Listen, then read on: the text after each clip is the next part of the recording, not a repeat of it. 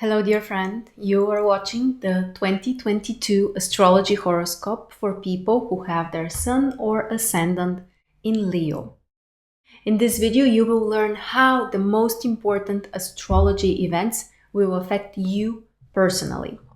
And we will cover the events like Venus going retrograde at the very beginning of the year, then Mars going retrograde as well at the very end of the year for 2 months, the regular expected Mercury retrograde cycles, plus the ingression and the aspects of the lunar nodes.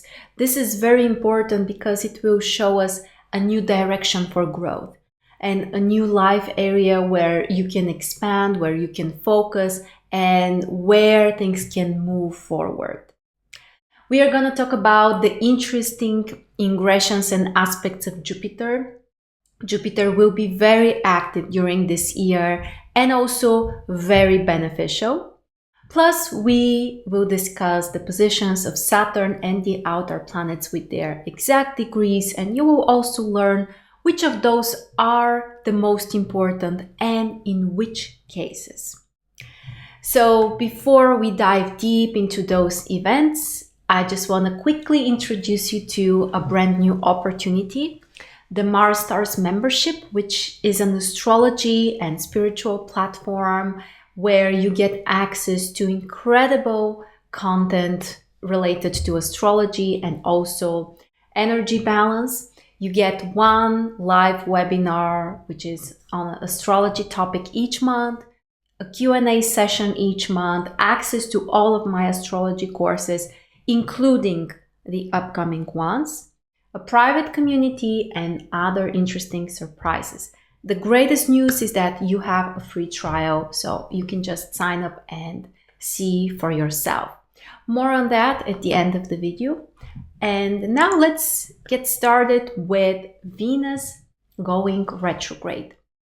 This is happening at the beginning of the year. So at the very beginning, Venus is retrograde and it will continue until the 29th of January. For you, Venus will trigger your 6th house, which means that you need to be extra careful with work activities, with your health, and with all kinds of daily responsibilities. You can be over emotional when it comes to matters and topics related to this area. Plus, also, it's possible that things from the past may show up. For example, previous issues related to your work, which now you can resolve or you can find new solutions to, or people or opportunities, again, related mostly to work, may show up. And now you can, again, make some changes. Keep in mind that with Venus retrograde, again, the emotions are very important. And it's time to go a little bit more internal and reassess for yourself which are the really important things, which are the things that you value the most when it comes to your work, your health, your daily routines as well. So this is the most important event for the first 1 month of 2022. The other interesting event, the other retrogradness, is at the end of the year, the last 2 months, November and December. And this is the time when Mars is going retrograde in your 11th house. During those 2 months, you need to be extra careful when it comes to community work or anything that has to do with social circles or groups of people or your friends, and even things that are important for your future, some big plans or dreams. You can get kind of frustrated with all of those areas, and this can bring the need to make changes, to reassess things, and to plan your actions in a new way. Mars is the planet of taking action and braveness and courage. So you may need to look at those areas from a different perspective and also change your actions, change your attitude. And it is possible that also Old things from the past may surface, and that may include people coming again back to your life, friendships, ideals, or even dreams. And if in the past you have felt blocked or incapable of doing something, or it was just for whatever reason impossible, now the doors may open up again and you can change things and you may take new actions. So this is quite important. We begin the year, so the first 1 month we have Venus retrograde, and the last 2 months are also marked by retrogradeness. So it's a time for reassessment. We really need to go deeper and to go more internal in order to process things in a new way. And that will be very important during 2022. The lunar nodes are also making some important shifts. The lunar nodes are the points which can show us the direction we need to move towards and the area where we should not focus that much. In your case, the lunar nodes are moving to your 10th house after the 19th of January until the end of the year.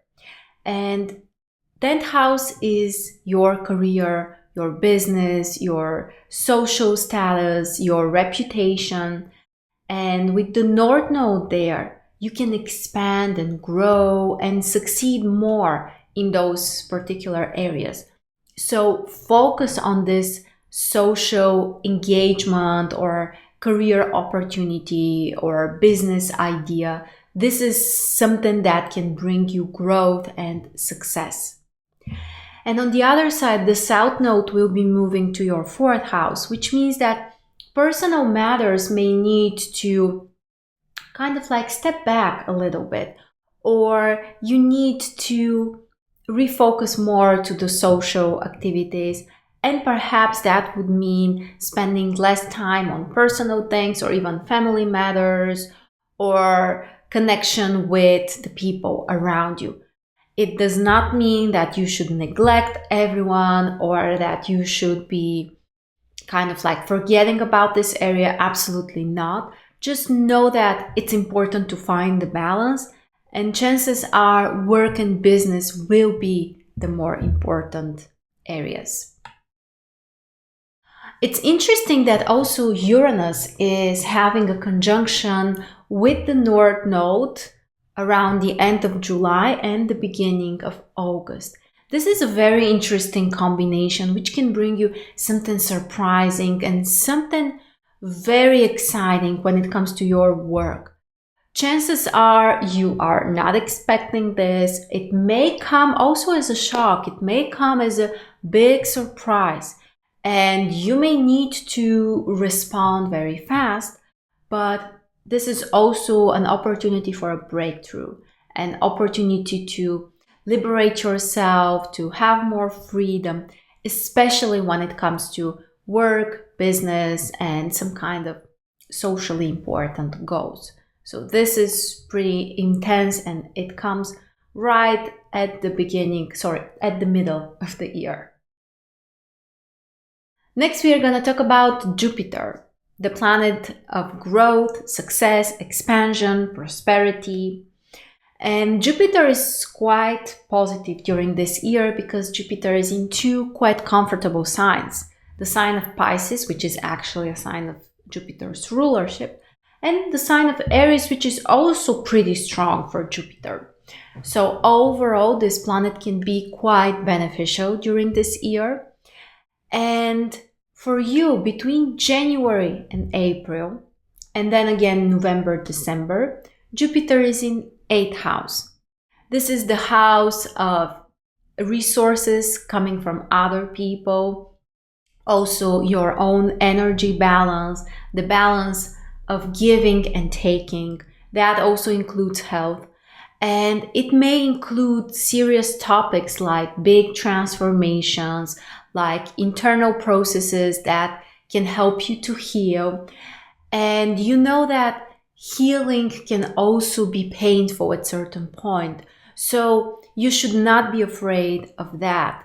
It's part of the process, but at the same time, don't try to kind of like cut out those strong emotions, because in this way you may stop the healing process. You need to go deeper. You need to explore the dark places of your soul, of your being, and then this may bring incredible healing and transformation. As I said, also financial matters could be quite important. It's a great time for investment, for finding resources or directing them in a new way, managing them better, and even succeeding financially.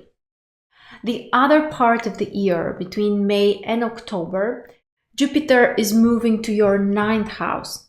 And this is a very beneficial position because Jupiter is the natural ruler of this house, which means that Jupiter is coming home and Jupiter can be extra beneficial and rewarding for you.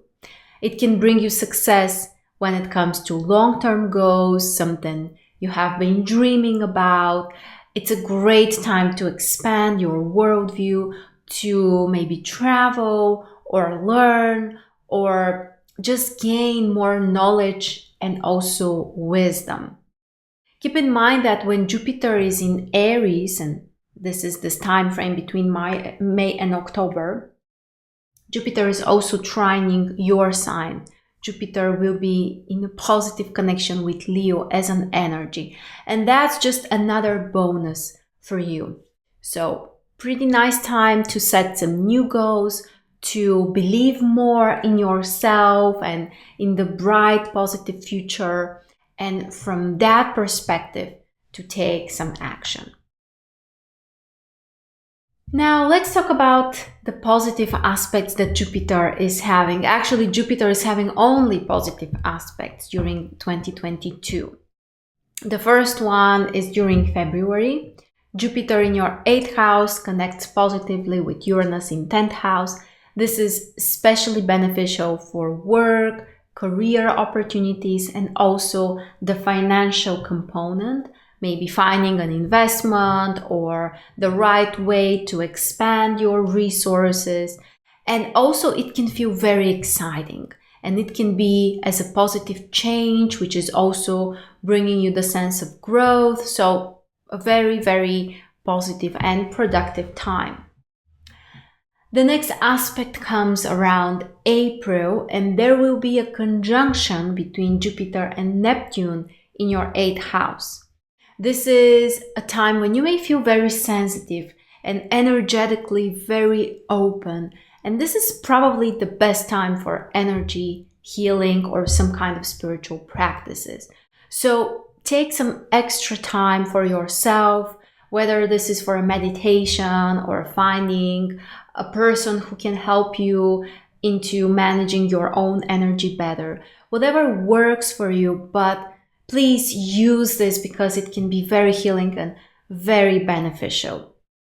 When it comes to financial stuff and investment decisions, you need to be careful. There is a possibility for great opportunities and expansion, but you also need to know that Neptune may over-idealize things. And it might be a little tricky whether you have an accurate judgment. So I guess this will be more personalized. Whether this is something that can kind of like blur your vision or accurate judgment, or the opposite, whether this is an incredible opportunity for financial growth. It will depend on your own chart and perhaps how Jupiter and Neptune are placed in your own chart. So I will be careful with this area, with the financial area, and you will need to dive deeper to explore how you can respond personally to this. But overall, those topics can be important and you can really focus on them. And the last of those Jupiter aspects comes around May. Jupiter, again, from your 8th house, connects this time with Pluto in your 6th. And this is also very beneficial for career and business opportunities. Again, financially, you may find resources, you may find inspiration, you may have support and also ideas. And overall, you can have a great motivation and feel empowered and braver and courageous. And this can help you to have some important transformations and shifts in your career, but also health-wise, especially if you work with your energy on your own or with a therapist. It can be very, very healing and also beneficial for you. Next, we are going to talk about eclipses. Eclipses are actually emphasizing even more the influence of the lunar nodes. And we already said that your north node is in 10th house and the south node is in 4th house. 10th house is career, business, vocation. 4th house is the family and personal life things. So overall, you can just remember that you need to balance those two areas. This is kind of like the essence, the most important when it comes to the eclipses. There are 4 of those during 2022, April, May, and October, November. The April eclipse triggers the North Node and your 10th house, and this will be very beneficial for some career opportunities or something that can help you to move forward. It's more future oriented. Then the May eclipse is triggering 4th and 10th house, and perhaps you will need to make some shifts, especially related to the home environment or your personal goals. Then the October eclipse is triggering the South Node in your 4th house. So it's more about processing something from the past or letting something go, or maybe healing something which is more on a personal level and more past related. And finally, the last eclipse comes during November, and it's again a lunar eclipse which will trigger again career and home, but this time you may need to change something related to your career, your social goals, and something again related more to the future. Next, we are going to talk about Mercury retrograde. We have 3 full cycles of Mercury retrograde, and it's interesting that in each of those cycles, Mercury starts in an air sign and then it moves back to an earth sign. And your sign will experience those shifts mostly when it comes to areas of communication and work. The January-February Mercury cycle will begin with influencing your relationships, your partnerships, and then more shifting to work, career, everyday stuff. The May Mercury cycle begins with influencing your friendship or some social goals or communication with friends, and then shifting the influence to work, business, and career. And finally, the last full cycle of Mercury retrograde, which is mostly during September, begins with influencing the area of daily communication, technology, plans, and also traveling and studies. And then the influence shifts more into financial matters, your personal resources, and even your own energy. So this is quite interesting. Those 3 cycles, again, first trigger communication areas and then shift into more practical things like work-related or business or financial areas. And at the very end of the year, after the 29th of December, Mercury is starting the retrogradness in Capricorn. And it's fascinating that actually the first Mercury cycle ends in the same position in Capricorn. So it's almost like at the end of the year, you will have the opportunity to maybe fix something which has happened at the beginning of the year, or improve it, or reassess it. So in some way, the beginning and the end of the year could be connected. Next, we are going to talk about Saturn. Saturn will be between the 12th and the 26th degree of Aquarius, the opposite sign of yours, in your 7th house. And if you have your sun or rising sign between those degrees, plus minus 1-2 degrees, Saturn will trigger you with an opposition. And it means that you might be challenged by someone else in your life. It could be your partner, it could be another important figure in your life, like a friend, and you may need to also set some boundaries. This will be a very important topic through the year. Healthy boundaries, respecting the boundaries also of other people, but kind of like requiring from them to do the same with you. And you may need to be a little bit more serious when it comes to relationships or your marriage or the close connections with other people. It's time to get more practical and logical and reasonable and to look at the real picture. If you have had some illusions or unrealistic expectations, it's time to let those go and just see things the way they truly are. This can help with also stabilizing your relationship and kind of like helping you to be clearer about what you really want. But this may also be a testing period for your relationship. So there might be some distancings, and for some people, there might be some separations, temporary or not, it depends. But relationships can really, require from you to be a grown-up. And if that's something you don't enjoy that much, if you prefer to be more playful, to be more joyful, it may feel a little challenging for you. But if generally you are too serious or you act as the adult in your relationship, now you may need to change that. Now you may need to fix that or just to play a different role. So it really depends, but Saturn likes from us to be practical and grounded and to look at things the way they really are. So relationships will be quite important. Uranus can also play a major role in your life, especially if you have your sun or rising sign between the 11th and the 19th degree, plus minus 1-2 degrees.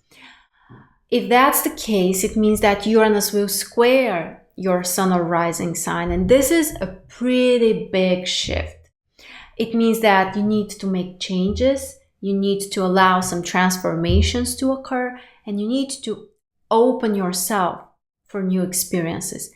It may feel like something needs to be destroyed or transformed, but you may also find yourself much more creative. It's an amazing time for studying astrology and really getting into it and feeling it in a new way. You may also find, of course, another area which could be interesting for you. It could be anything spiritually related, energy related. For some people, this may even be an interest in something scientific or something different. But again, the mind can be very, very active. And you really need to embrace the changes.